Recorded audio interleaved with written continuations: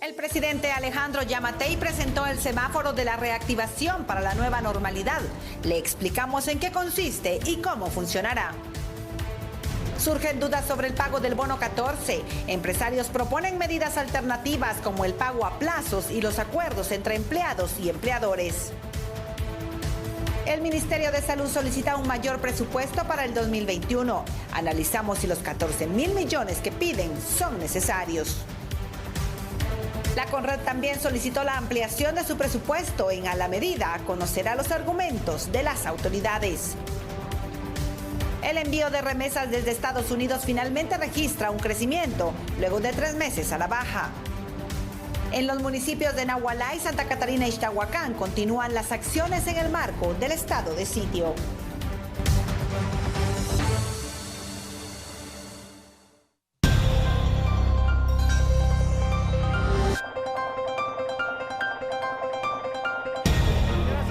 Bienvenidos a este su programa de análisis a la medida. Nosotros somos obviamente TN23 y les saludamos no solo desde este canal, sino que también a través de las 31 frecuencias de Radio Cadena Sonora. Ahora permítame por favor saludar a mi compañera de fórmula de todas las noches. Sandy Monroy, es un honor saludarte. Gracias, Julio, muy buenas noches. Como siempre, un gusto compartir contigo y estar pendiente sobre todos esos temas. El análisis que tú realizas también es muy importante para poder ampliar así la información sobre ciertos temas. Sea bienvenido entonces a su programa A la Medida. Y seguramente el tema que estaba esperando, la reactivación, ese semáforo de reactivación que el domingo se dará a conocer, Julio. Eso es correcto, Sandy. Así que entonces, sin perder tiempo, te pido por favor que perfilemos ese tema tan importante.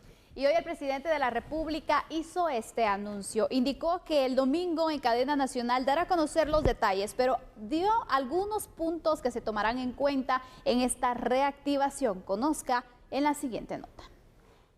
Porque sabemos que esto va a pasar y tenemos que reaperturar la economía del país en las próximas semanas. El domingo vamos a anunciar lo que va a ser durante 15 días, que nos vayamos acostumbrando al sistema de alertas. Vamos a arrancar anunciándolo el próximo domingo en la cadena nacional, donde vamos a decir cuáles son los parámetros para una alerta verde, una amarilla, una roja o una naranja, perdón, que sería la tercera en la escala, y la roja. Cada uno de ellos va a medir los casos activos por cada 100.000 habitantes y nos va a delimitar lo que es posible hacer y no hacer acorde a cada una de las alertas. De esa manera vamos a ir acostumbrando a nuestra gente en los próximos 15 días a que nos vayamos a ver cómo amanecieron las alertas en cada municipio. Vamos a poder estar monitoreando las alertas por municipio y poder atacar de lleno los focos de infección que hayan por municipio. De esa manera el municipio que mejor se porte, que menos contaminación tenga, porque todos pongan de su parte, porque todos usen mascarillas, se laven las manos, mantengamos el distanciamiento social, eso va a repercutir en menos casos. El premio va a ser que van a tener cada día más apertura a esos municipios. Estamos evaluando la forma en la que vamos a aperturar todo el país y se están haciendo los protocolos de la industria, del comercio, de la construcción, absolutamente de todo. Y estamos evaluando la posibilidad de reiniciar el ciclo escolar en cuanto veamos que la curva vaya bajando y se sostenga, para que podamos tener la certeza y con las alertas poder decir, ok, en este municipio no hay problema, arranquemos porque no hay contactos, ya no hay contagiados o los casos son muy pequeños. Entonces las alertas nos van a servir para ir viendo también que de repente podamos ir adelantando en ciertos municipios el regreso a clases. Bueno, qué interesante, ¿verdad? Porque estamos hablando ya del semáforo de la reactivación económica de este país. Así que, Sandy, antes de hacer el análisis, vamos a ver unos datos que serán importantes para que podamos explicar esto de una mejor manera. ¿Quiere ver el semáforo? En pantalla usted ya lo tiene y ahí está. Tal y como lo ha dicho en esta jornada el presidente Alejandro Yamatei, el semáforo de la reactivación de Guatemala va a constar de 4 alertas y obviamente por eso son los distintos colores. La alerta verde es la que va a permitir en aquellos distintos municipios, departamentos o regiones, porque eso ya lo dará a conocer el próximo domingo, reactivar la mayor cantidad de actividades posibles con las restricciones mínimas que ya vamos a tratar de inducirlas más adelante. La alerta amarilla, mientras tanto, Sandy, va a permitir restricciones mínimas en algunos lugares, pero que todavía pueden desarrollar muchas de las acciones cotidianas. Ahora, hay otras dos alertas. Así es, Julio. La alerta naranja precisamente habla acerca de esas prohibiciones moderadas que se pueden ir registrando y que obviamente va a variar según el análisis que se pueda realizar. Recordemos que va a marcar precisamente por cada 100,000 habitantes el número de contagiados para determinar en qué nivel de alerta se puede encontrar cada municipio, los departamentos y por supuesto a nivel nacional. La alerta roja, aquí se podrían establecer medidas extremas para evitar entonces el incremento de casos. ¿Cuándo se daría la alerta roja? Cuando esos casos vayan disparándose, cuando la curva, pues bueno, se vaya pronunciando aún más, Julio. Este sería uno de los escenarios que se podría marcar según la información que al momento se ha dado a conocer por el presidente. Eso es correcto. Bueno, este es el semáforo en cuanto a la reactivación y cómo van a estar constituidas las alertas. Ahora, ¿cómo va a ser la situación de las alertas, Sandy? Bueno, cada alerta va a tener parámetros específicos para poder activarse, ¿no? Y esto ya lo explicará el domingo el presidente. Estos parámetros se van a medir por el número de casos en activo que exista en ese momento de COVID-19 por cada 100,000 habitantes. Así es obviamente previsible, por ejemplo, que el departamento de Guatemala, siendo el que tiene el mayor número de casos, definitivamente que la alerta, pues es evidente que va a ser roja en este caso, pero hay municipios, hay departamentos o hay regiones que han demostrado que tienen un número bastante bajo de contagios, donde seguramente la alerta empezará a cambiar a verde y entonces la vida va a empezar a una especie de normalidad, llamémosle así. Definitivamente. Es muy importante entonces marcar porque, por ejemplo, el presidente indicaba, ¿verdad?, que hay municipios que registran precisamente esos pocos casos y ¿para qué entonces restringirlos tanto si al final han logrado contener también el contagio de esta enfermedad? Entonces, quienes vayan cumpliendo, controlando la situación, van a poder gozar precisamente de un poco más de libertades. Y esto también creo que va a ser muy importante porque va a permitir que la población se comprometa, Julio, a poder extremar las medidas y buscar entonces subir o incrementar en el nivel de alerta, ir entonces disminuyendo así las restricciones. ¿Y cómo se podría lograr esto? Bueno, si al final logramos contener también los contagios.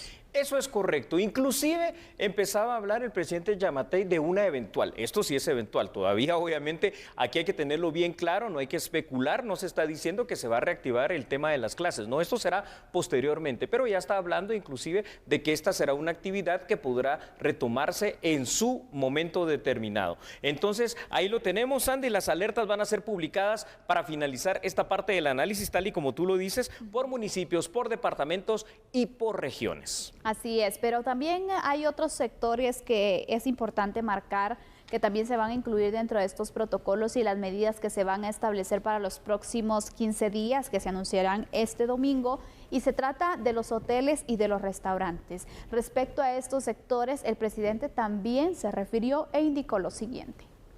Este sistema de alertas está contemplado la hotelería. O sea, por ejemplo, municipio de Flores, estamos en el municipio de Flores, están bien portados, sus casos son mínimos, y la alerta es, por ejemplo, moderada.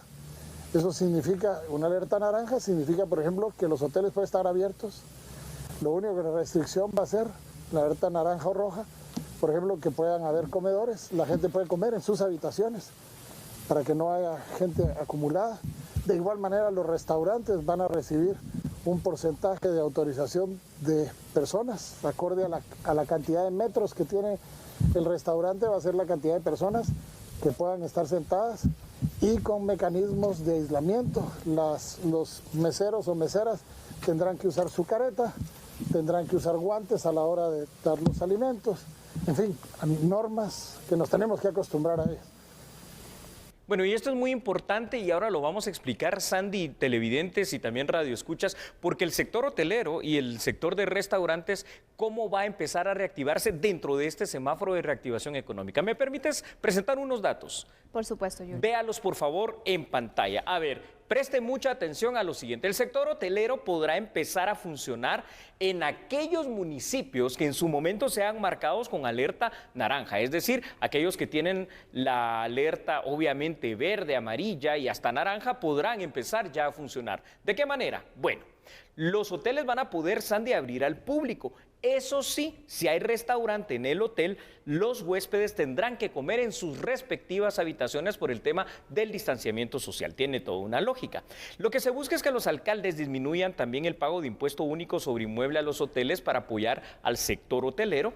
Mientras tanto, el otro gran sector del turismo, que son los restaurantes, van a empezar a funcionar aún a través de una guía de activación implementada por el INGUAT.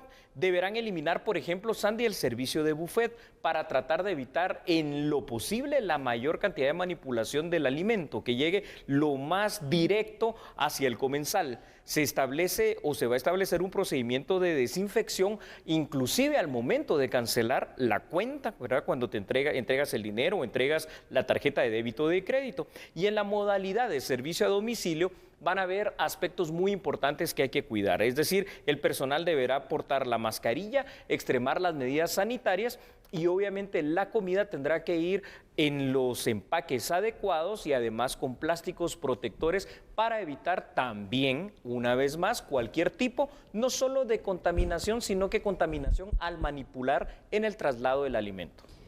Así es, Julio, y también se hablaba acerca entonces de la cantidad de personas que obviamente se podrían concentrar en estos lugares, que obviamente esto va a tener que estar incluido dentro de la ruta a seguir para la reapertura entonces del país de las diversas actividades. Es muy importante, la verdad, que se haya tomado en cuenta al sector hotelero, el sector de los restaurantes, porque sabemos que pues ha sido muy golpeado estos sectores por la situación que se está dando. Los hoteles pues no han estado funcionando en su totalidad y aparte en el tema de restaurantes, máximo en el tema de servicio a domicilio, por ejemplo, pero de ahí hay algunos que incluso pues no han podido continuar con su trabajo. Es que no todo les ha sido funcional el tema del servicio a domicilio, porque ya no es exactamente lo mismo. Muchas veces lo que tú buscas es llegar al lugar, ¿verdad? Y eso es lo que poco a poco va a poder empezar a hacer el guatemalteco en aquellos lugares que estén marcados en este semáforo que ya vimos, en aquellas alertas de color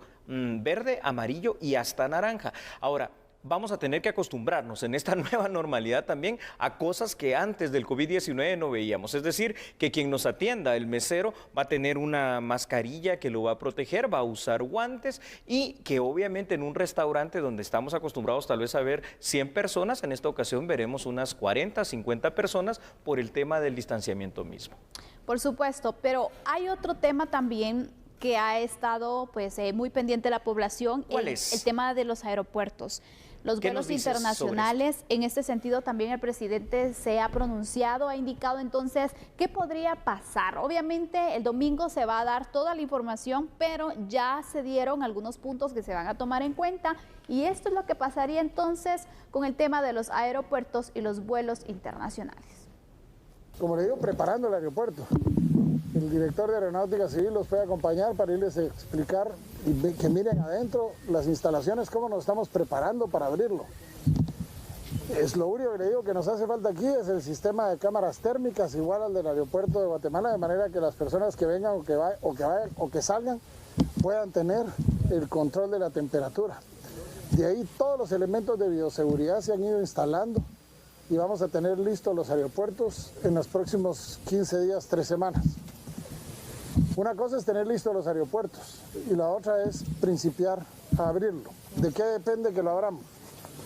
Depende de varias cosas. Uno, el que la persona que venga a Guatemala tenga que traer una prueba según un protocolo establecido de COVID-19, que no puede ser cualquiera.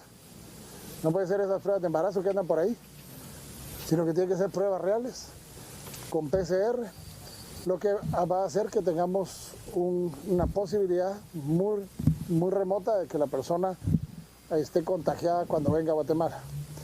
2, vamos a hablar con las líneas aéreas porque necesitamos certificar los vuelos para que no haya ningún problema en cuanto a los sistemas de aires acondicionados y que puedan estos convertirse en replicadores de la enfermedad.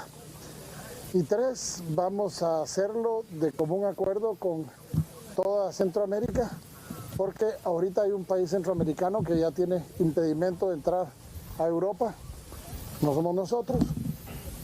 Europa acaba de cerrar varios países europeos a 7 países su ingreso, uno de ellos es un país centroamericano y tenemos que tener cuidado con nuestro vecino del norte, México, para que no tengamos mayores contagios.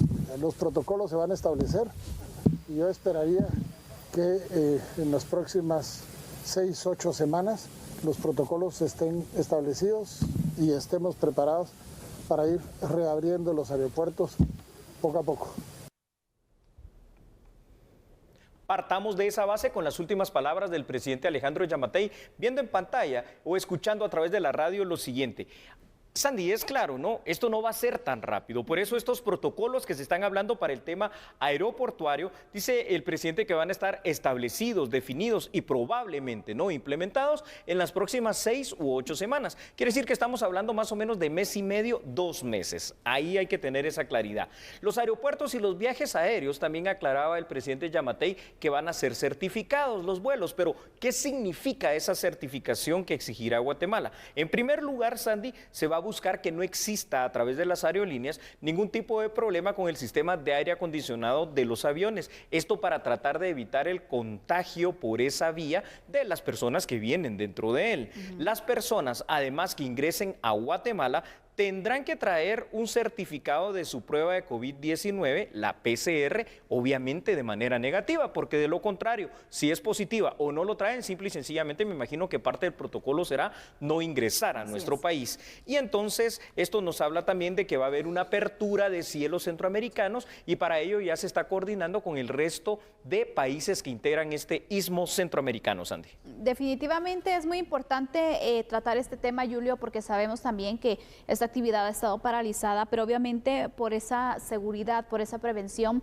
porque ¿cómo fue entonces que inició aquí el tema del COVID-19 y en el mundo? Allí, viajando final, en avión. Exactamente. Entonces, por eso creo que va a ser uno de los puntos que se le debe prestar mucha atención, porque cualquier descuido que se pueda tener, esta situación se podría salir de control. ¿Te recuerdas aquel ya parece ahora muy pasado y lejano 17 de marzo de este mismo año, cuando se daba a conocer el primer caso oficial de COVID-19? Realmente tenía... 13 fue. 13 de marzo, hay un pequeño error. Entonces, ese 13 de marzo, esta situación, ¿cómo fue? Fue a través precisamente de un vuelo, de un aeropuerto, en este caso del Aeropuerto Internacional La Aurora, ¿no? Así es. Y los primeros casos que nosotros tuvimos aquí en Guatemala eran literalmente casos importados que venían de países en aquel momento de Europa, que era el epicentro de la pandemia del COVID-19. Como sea, hoy lo que hemos tratado de perfilar en esta noche, en este primer tema, serán los pasos de esa reactivación por regiones, por departamentos o por municipios que eventualmente va a empezar a tener Guatemala. Y recuerden, nuestro comportamiento, nuestras medidas de prevención van a ayudar entonces que se pueda mantener en un nivel verde. Por ejemplo, el tema del semáforo, en el cual se tomará en cuenta cómo estará la reactivación. Así que es muy importante que tomemos con seriedad esta situación y que podamos nosotros también aportar desde lo personal para que de esta forma se contenga la enfermedad y de esta manera también poco a poco se vaya reaperturando el país. Pero va a ser muy importante porque también un municipio puede marcar entonces un nivel de alerta verde, pero en cualquier descuido puede pasar directamente a lo rojo. Entonces no hay que confiarnos. No hay que confiarnos. De esta manera damos por concluido este tema y cuando regresemos de la breve pausa, el tema va a ser también por demás interesante, polémico, no sé cómo llamarlo, pero ¿cómo se va a cancelar el bono 14? ¿Cancelar de pagar o cancelar de no pagar? Después de la pausa tenemos la información. ¿Qué dice el Ministerio de Trabajo? Bueno, quédese con nosotros, regresamos con este dato. Señoras, señores, no cambien, porque nosotros somos a la medida.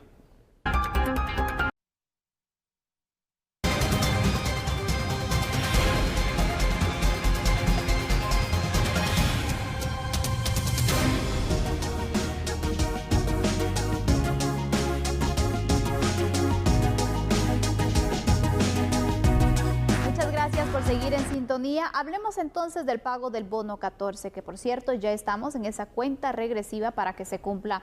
Las autoridades han indicado que reconocen que algunas empresas se han visto afectadas por la pandemia del COVID-19, pero que deben cumplir con este pago.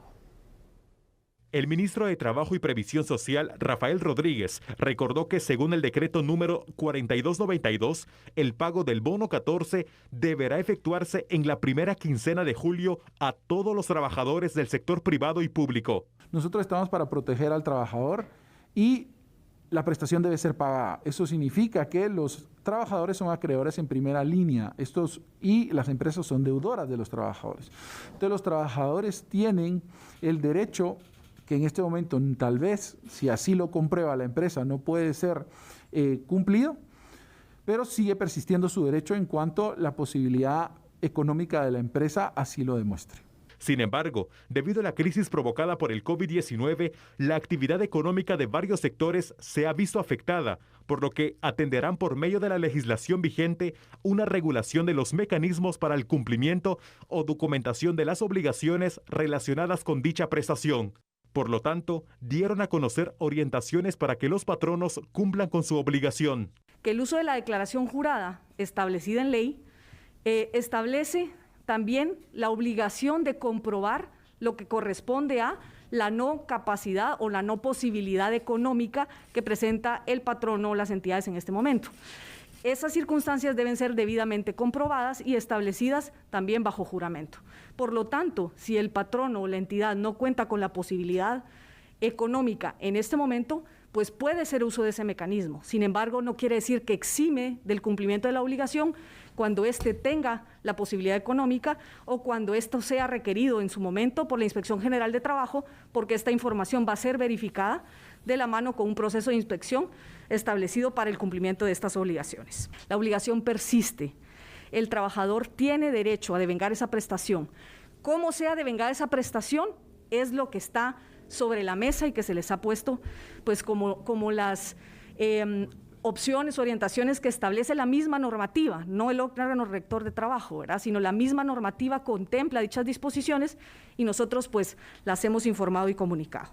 Asimismo, dieron a conocer que las personas que se encuentren con el contrato suspendido también tienen el derecho a recibir el pago. Personas que tienen suspendidos los contratos de trabajo, la obligación sigue persistiendo. Esto quiere decir las empresas que han hecho su provisionamiento como corresponde para cumplir con el pago de la prestación del bono 14, lo que tendrán que hacer es hacer el proporcional y no el pago total, atendiendo a desde el momento en que fueron suspendidas. Esto quiere decir, el pago correspondía a los 12 meses, que sería la totalidad, el salario completo, pero si en este caso ellos entraron en suspensión a los 10 meses, entonces los 2 meses siguientes fueron cubiertos por el Estado, no por el patrono.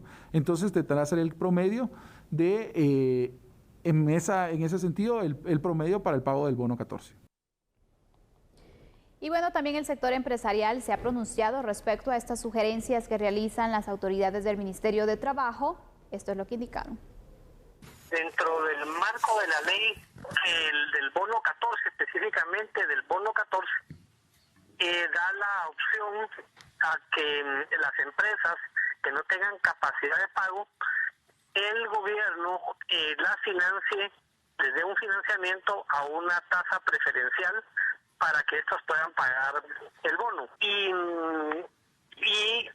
las empresas que no pudieran optar a estos financiamientos por estar ya con endeudadas arriba de lo que les permite financiarse, entonces poder ellos tener algún pacto con sus trabajadores y diferir los pagos, pero que siempre el trabajador reciba su pago, ¿verdad?, su bono 14. El comercio tiene dos picos importantes. Es ahorita en julio por el pago del bono 14 y el otro es en diciembre por las Navidades y el pago del aguinaldo. Entonces sí es importante para el comercio este dinero y esperamos que las empresas que lo puedan pagar, pues que paguen su bono y las que no, pues puedan optar a poderse financiar. Lo que es cierto en este momento es que existe una gran incertidumbre en todo el sector laboral por el tema del pago del bono 14. Veamos por favor los siguientes datos. Y Sandy, este es un tema por demás importante, polémico y preocupante para algunos. El Ministerio de Trabajo en un comunicado ha orientado a los patronos a cumplir con el pago. Es decir, la primera opción es hay que pagar el bono 14 porque eso está enmarcado en ley desde el año de 1992. Ahora bien, porque también no hay que entender esta situación del COVID-19 para aquellas empresas que de verdad no tengan la posibilidad en este instante por la crisis que ha generado el COVID-19, lo que deben de hacer es informar esto a través de una declaración jurada al Ministerio de Trabajo. Y la recomendación es tratar de llegar a acuerdos o a conciliaciones entre patronos y trabajadores, pero que al final de cuentas tendrá que cancelarse el bono 14, tendrá que hacerse, Sandy. Por supuesto, Julio. Esta semana analizábamos la situación también y bueno, respecto a la posibilidad que se había planteado también de que desde el Congreso de la República se hiciera algún tipo de ley para poder de esta forma diferir el pago. Evidentemente esto no va a dar tiempo. Efectivamente, y lo planteábamos, de hecho, que ya no iba a dar tiempo, era muy apresurado, y también planteábamos aquí en el programa esa posibilidad que las empresas que sí estaban funcionando, porque sabemos que hay empresas que están operando, que siguen generando, bueno, que cumplan entonces, porque si están generando, van a poder tener esos recursos para pagar a los trabajadores que están llegando a trabajar, que están cumpliendo con horarios, que están cumpliendo con sus atribuciones.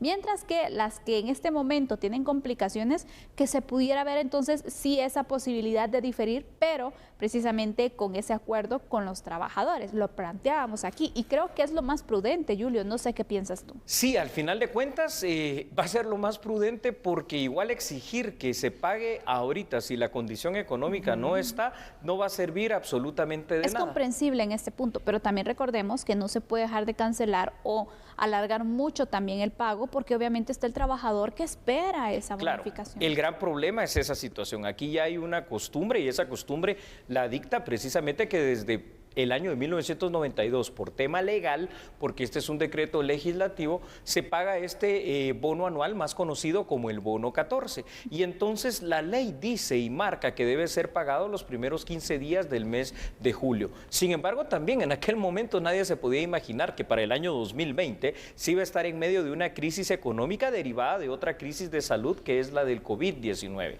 Ahora, hay algunos datos importantes en esto. Primero, la recomendación básica fundamental del Ministerio de Trabajo es que quien pueda pague, porque hay empresas, como tú bien lo dices, que han prosperado inclusive dentro de esta crisis por el giro de negocios que tienen.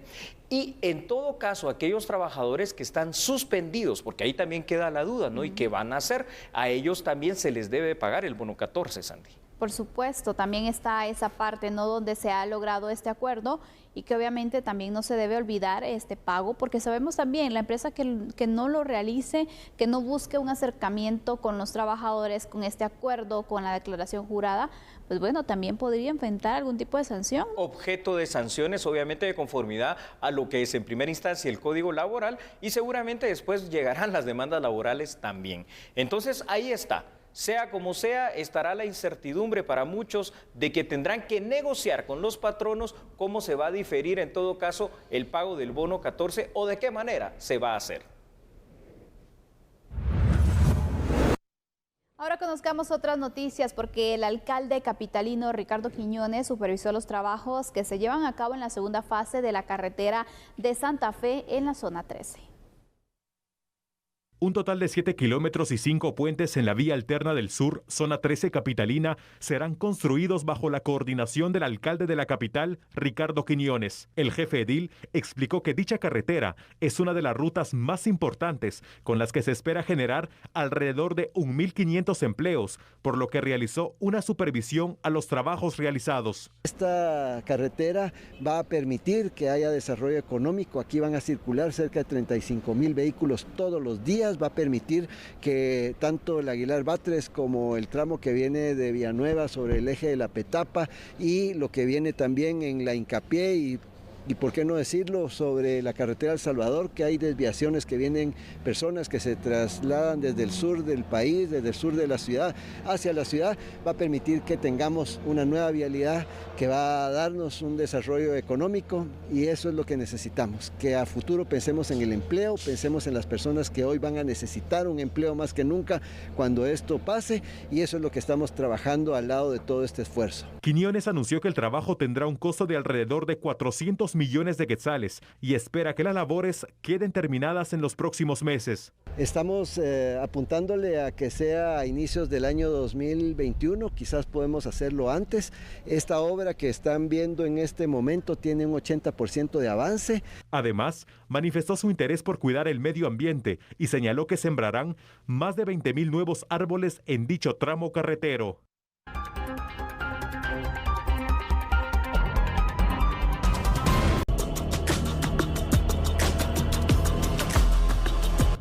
Muy bien, regresamos entonces con la radiografía del COVID-19. ¿Cómo está la situación en las últimas cifras? Hoy es el segundo día en el cual se registra la mayor cantidad de muertes también por el COVID-19. Estos son los casos. Casos nuevos, 624. El total de casos, 25.411. Las pruebas que se realizaron, 1.310. Los fallecidos, 49 por complicaciones del COVID-19 y los recuperados, 143.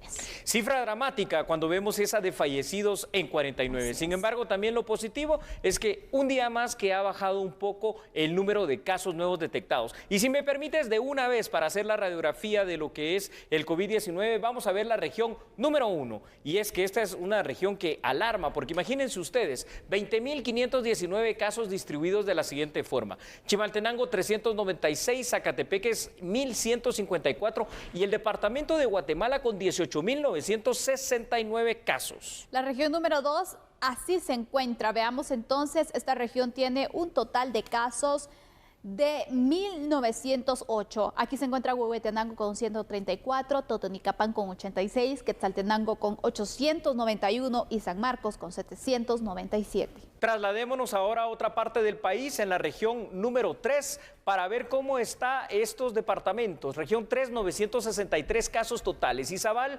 273, Zacapa, 209, Chiquimula, 84, Jalapa, 68, El Progreso, 329 casos. La región número 4 en total contabiliza 2.709 casos. Retaluleu se encuentra aquí con 132 casos positivos, Suchitepeque 442, Escuintla 1.596, Jutiapa 223 y Santa Rosa 316 casos. Por último, pero no menos importante, pasemos a la región número 5 para ver cómo está en casos. Son 862 casos totales de la siguiente manera: Petén 163, Alta Verapaz 207 casos, Baja Verapaz 181, Quiché 97 y Sololá 214 casos. Y así, Sandy, estamos entonces el día de hoy con la radiografía del COVID-19 en nuestro país.